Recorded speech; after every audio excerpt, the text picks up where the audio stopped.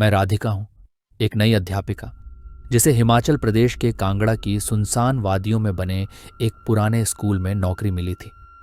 वो स्कूल, जिसका नाम शिव निकेतन था, बाहर से देखने में शांत और साधारण लगता था, पर उसकी दीवारों में कुछ ऐसा छुपा था जो मेरे खून को जमा देता था। आज मैं उस कहानी को बयान करने जा रही हूं, एक ऐसी कहानी जो मेरे साथ घटी, या शायद मेरे साथ पहले भी घट चुकी थी।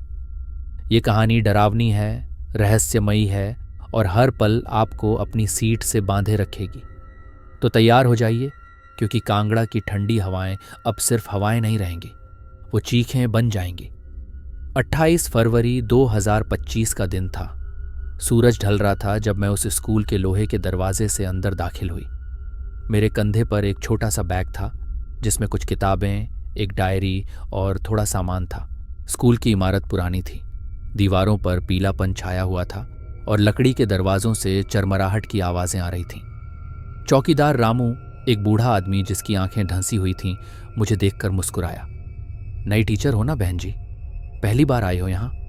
उसकी आवाज में कुछ अजीब सा था, जैसे वो मुझसे कुछ छुपा रहा हो। मैंने हल्के से सिर हिलाया और कहा, हाँ, पहली बार। पर जैसे ही मैंने ये कहा, मेरे दिल में एक टीस उठी। क्या सच में पहली बार? मैं क्लासरूम में पहुंची। बच्चे कुर्सियों पर बैठे थे, उनकी आंखें मुझ पर टिकी थीं। उनकी नज़रों में कुछ था, डर, उत्सुकता या शायद कुछ और।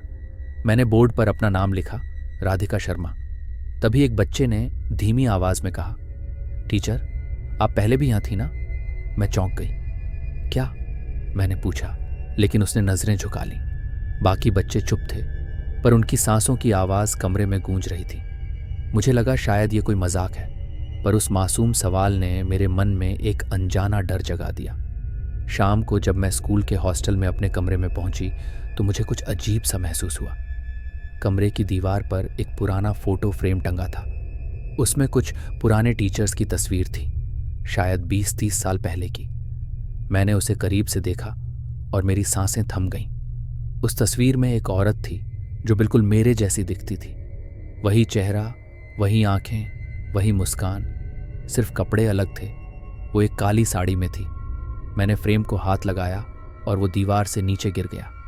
शीशा टूट गया और कमरे में एक ठंडी हवा का झोंका आया। मैं डर गई। क्या ये कोई संयोग था या कुछ और? रात को नींद नहीं आ रही थी। बाहर पहाड़ों से आती हवाएं खिड़कियों से टकरा रही थी। मैंने अपनी डायरी निकाली और लिखना शुरू किया। आज कुछ अजीब हुआ। मुझे लगता है ये स्कूल मुझसे कुछ कहना चाहता है। तभी खिड़की से एक तेज आवाज आई, टक।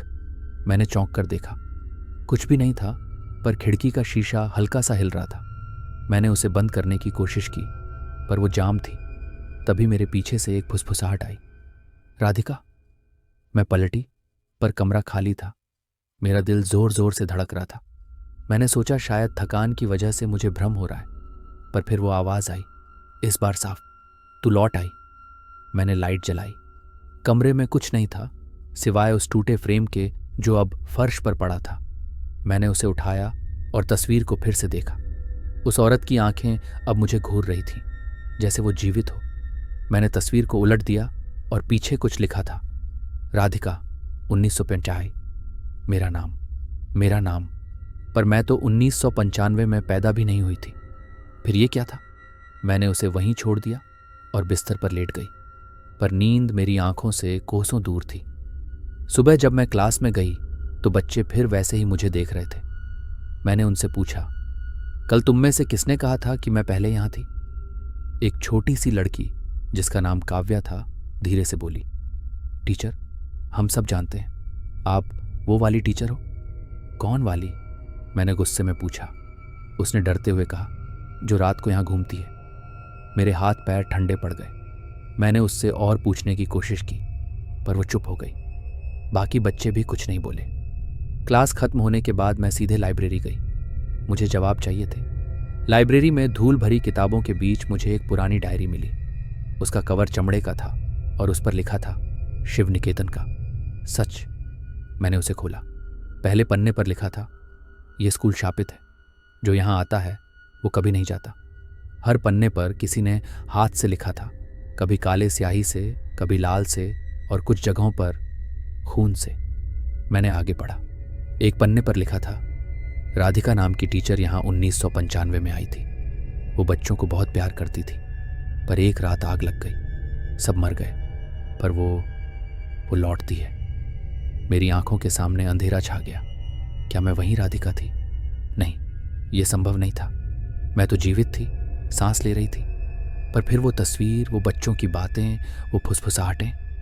मैंने डायरी को बंद किया और अपने कमरे में भागी। रास्ते में रामू मिला। मैंने उससे पूछा, यहाँ पहले क्या हुआ था? वो चुप रहा, फिर धीरे से बोला, बहन जी, यहाँ बहुत कुछ हुआ, पर जो बीत गया उसे छेड़ना मत। उसकी आंखों में डर था। मैंने उसकी बात को अनसुना कर दिया। मुझे सच जानना था। रात को मैंने फिर से उस डायरी को खोला। आखिरी पन्ने पर एक तस्वीर चिपकी थी, वही काली साड़ी वाली औरत। उसके नीचे लिखा था, वो मरी नहीं, वो इंतजार करती है। तभी मेरे कमरे का दरवाज़ा अपने आप खुल गया। हवा तेज हो गई और एक काली परछाई मेरे सामने खड़ी थी। उसकी आंखें खाली थीं और होंठों पर एक डरावनी मुस्कान थी। मैं चीखी, कौन हो तुम? उसने जवाब दिया, तू। मेरी सांसें रुक गईं। वो मेरे करीब आई और उसका ठंडा हाथ मेरे चेहरे को छू गया। मैं बेहोश हो गई। जब होश आया, मैं उस स्कूल के बेसमेंट में थी। चारों तरफ अंधेरा था और हवा में सड़ांत की बदबू थी। मेरे सामने वही काली साड़ी वाली औरत खड़ी थी। उसने कहा, तुझे याद नहीं? तू मैं हूं। मैंने चीख कर कहा, नहीं, मैं जीवित हूं। वो हंसी और उसकी हंसी दीवारों में गूंज उठी। उसने मुझे एक पुराना दर्पण दिखाया। उसमें मेरा चेहरा नहीं था, बल्कि उसका चेहरा था। उसने कहा, 1995 में तू यहां मरी थी, पर तूने बच्चों को बचाने की कसम खाई थी। तू हर बार लौटती है, पर हर बार भूल जाती है। मुझे सब याद आ गया। वो आग, वो चीखें, वो बच्चे। मैंने उन्हें बचाने की कोशिश की थी, पर मैं खुद जल गई थी। पर मेरा आत्मा यहां रुक गया था। वो औरत मेरी ही आत्मा थी। उसने कहा, अब तुझे मेरे साथ रहना होगा। मैंने विरोध किया, पर मेरे शरीर में अब ताकत नहीं थी। मेरे हाथ ठंडे पड़ गए और मेरी आंखों के सामने अंधेरा छा गया। अगले दिन स्कूल में एक नई टीचर आई। उसका नाम था राधिका। बच्चे उसे देखकर डर गए। दीवार पर लगे फ्रेम में उसका चेहरा फिर से नजर आया। रामू ने बस सिर हिलाया और कहा। वो फिर लौट आई और कांगड़ा का वो स्कूल अपनी कहानी को दोहराता रहा, हर बार एक नई राधिका के साथ। क्या यह शाप था या कोई अनसुलझा रहस्य? शायद कोई न जान सके। पर एक बात तय थी, वो स्कूल कभी खाली नहीं रहेगा, कभी नहीं।